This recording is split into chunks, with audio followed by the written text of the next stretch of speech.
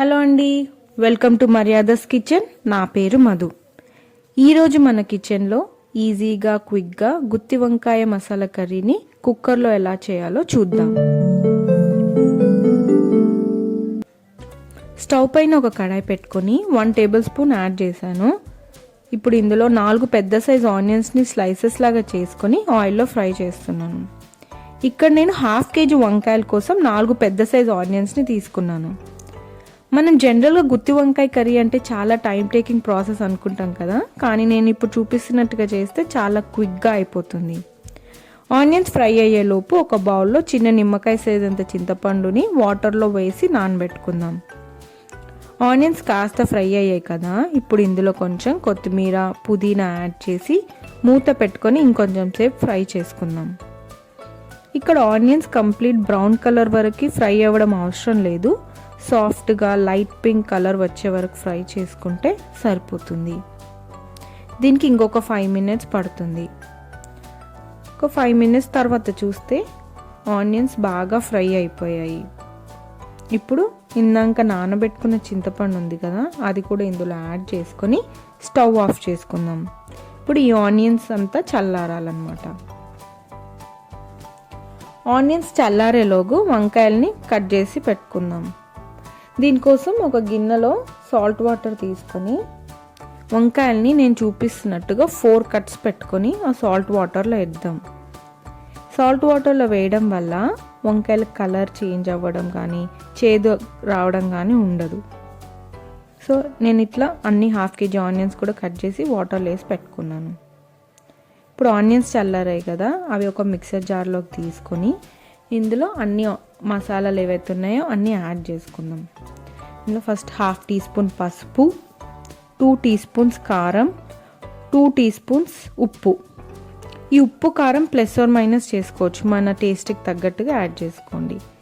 తర్వాత 1 teaspoon ధనియాల powder, 1 teaspoon పల్లీల పౌడర్, 1 teaspoon నువ్వుల పౌడర్, ఇంకా 1 teaspoon కొబ్బరి పౌడర్ కూడా యాడ్ చేయాలి. నేను ఇక్కడ మర్చిపోయాను యాడ్ చేయడం, కానీ మీరు తప్పకుండా యాడ్ చేసుకోండి. ఇంకా 1 teaspoon అల్లం వెల్లుల్లి పేస్ట్.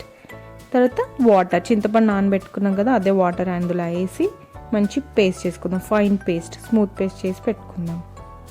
ఇప్పుడు ఈ పేస్ట్ని మనం కట్ చేసుకున్న వంకాయలలో స్టఫ్ చేసి పెట్టుకోవాలి. జనరల్గా నేను స్టఫింగ్ చెయ్యను, అంత టైం ఉండదు.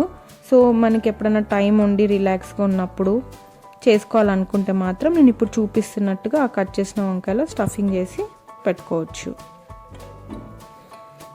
ఇప్పుడు ఇది సేమ్ ప్రాసెస్లో నేను అన్ని వంకాయలని కూడా స్టఫ్ చేసి పెట్టుకున్నాను.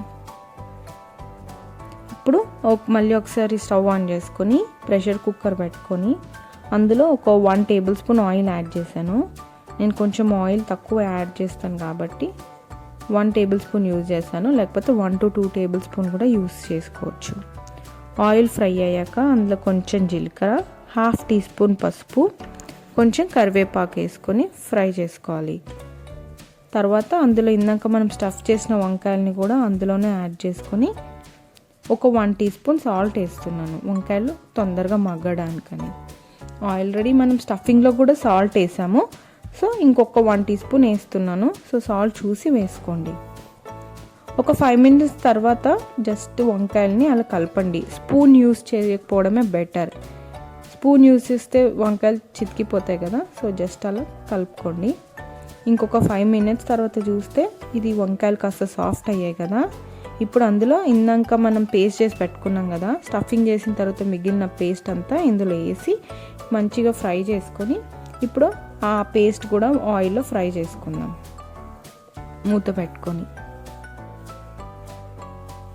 ఇది ఇంకొక 5 minutes అట్లా పడుతుంది. ఇది ఎప్పుడైనా లో ఫ్లేమ్లోనే ఉంచాలి, లేకపోతే ఆ పేస్ట్ అనేది మాడిపోతుంది కదా, కాబట్టి లో ఫ్లేమ్లోనే ఉంచుకుందాం. ఇప్పుడు నేను ఇందులో కొంచెము కొబ్బరి పొడి యాడ్ చేస్తాను, ఎందుకంటే నేను ఇందాక గ్రైండర్ చేసేటప్పుడు యాడ్ చేయడం స్కిప్ అయినని చెప్పాను కదా, సో నేను ఇప్పుడు యాడ్ చేస్తున్నాను. మీరు మాత్రం గ్రైండర్ చేసినప్పుడు అన్ని మసాలాలతో పాటు 1 teaspoon కొబ్బరి పొడి కూడా యాడ్ చేసుకోండి. సో ఇప్పుడు ఒక 5 minutes తర్వాత చూస్తే మసాలాలో మంచి ఫ్రై అయింది కదా, ఆయిల్ కూడా రిలీజ్ అయిపోయింది. ఇప్పుడు ఇందులో వాటర్ యాడ్ చేసుకుందాం. నేను ఇక్కడ ఒక 200 ml వాటర్, పెద్ద గ్లాస్ వాటర్ యాడ్ చేస్తున్నాను. ఈ గ్రేవీ కన్సిస్టెన్సీ కొంచెం లూజ్గానే ఉండాలి, ఎందుకంటే చల్లారాక చిక్కబడుతుంది, చాలా చిక్కగా అయిపోతుంది. సో కొంచెం లూజ్గానే ఉండేటట్టు చూసుకోండి. ఈ స్టేజ్లోనే కారం, ఉప్పు ఒకసారి చెక్ చేసుకోండి. ఏదన్నా యాడ్ ఆన్ చేసుకునేది ఉంటే చేసుకోవచ్చు. ఇప్పుడు ఇందులో ఒక చిన్న ముక్క బెల్లం యాడ్ చేస్తున్నాను, ఎందుకంటే మనం చింతపండు యాడ్ చేసాం కదా, దాన్ని న్యూట్రలైజ్ కోసమని ఈ చిన్న ముక్క బెల్లం వేస్తున్నాను. సో ఇప్పుడు మూత పెట్టేసుకుందాం. ఇప్పుడు మీడియం ఫ్లేమ్లో ఒక్క విజిల్ వచ్చే వరకు వెయిట్ చేద్దాం. విజిల్ రాగానే స్టవ్ ఆఫ్ చేసుకొని ప్రెషర్ అంతా రిలీజ్ అయ్యాక లిడ్ ఓపెన్ చేసుకుందాం. ఇప్పుడు చూసారు కదా, వంకాయలు బాగా ఉడికిపోయాయి. ఇప్పుడు అంతే, ఇంకేం యాడ్ చేయాల్సిన అవసరం లేదు. జస్ట్ పైనుండి కొంచెం కొత్తిమీర చల్లుకొని బౌల్లోకి సర్వ్ చేసుకుందాం. అంతే, చాలా టేస్టీ వంకాయ మసాలా రెడీ అయిపోతుంది. ఇది అన్నంలోకి కానీ, చపాతీలోకి కానీ, బగారా రైస్లోకి, దేనికన్నా చాలా బాగుంటుంది. మీరు కూడా తప్పకుండా ఈ రెసిపీని ట్రై చేసి ఎలా కుదిరిందో చెప్పండి. Thank you.